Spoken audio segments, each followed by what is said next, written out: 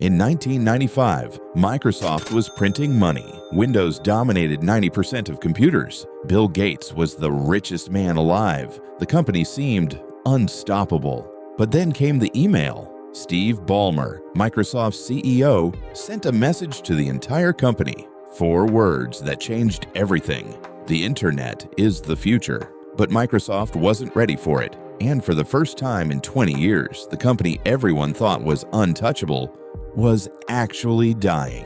This is the story of how Microsoft went from software king to almost bankrupt to becoming a $3 trillion cloud computing empire.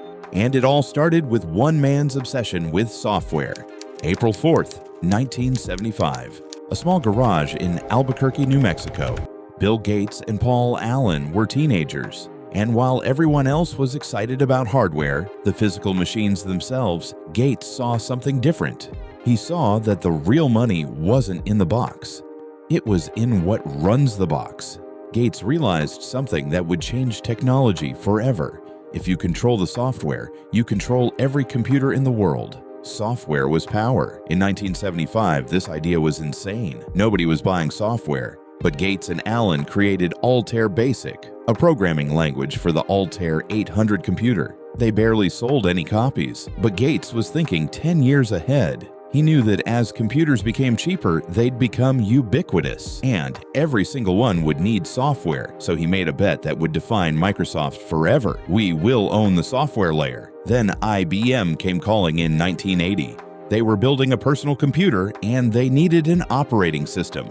Gates didn't have one, so he bought one. He purchased a small operating system called QDOS for $50,000, rebranded it as MS-DOS, and licensed it to IBM. Here's the genius move nobody talks about. Gates negotiated a deal where Microsoft retained the right. He could license it to anyone. IBM thought they had exclusivity. They didn't. Within 5 years, dozens of computer makers were licensing MS-DOS. Gates had cracked the code. By 1985, Microsoft was worth $300 million. Bill Gates was 30 years old. Then came Windows. Apple had already invented the graphical user interface. Icons, a mouse, a visual operating system. Microsoft looked at it and thought, we can do better. And they did. Windows 3.0 launched in 1990. It was faster than Apple. It was compatible with thousands of programs. And it was cheaper. Apple charged $1,000 or more for Macintosh. Windows ran on PCs that cost $400. By 1995, Windows 95 launched. It was a cultural phenomenon. Microsoft spent $300 million on marketing. They made it cool. Jay Leno was doing Windows 95 jokes. Kids wanted it. And then Microsoft did something that shocked the entire industry.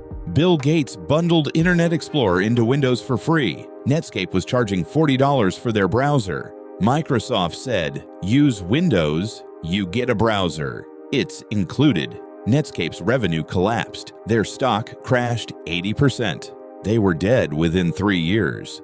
But here's where Microsoft's dominance became dangerous. By 2000, Microsoft controlled 95% of the PC market. They weren't just winning anymore. They were destroying competitors.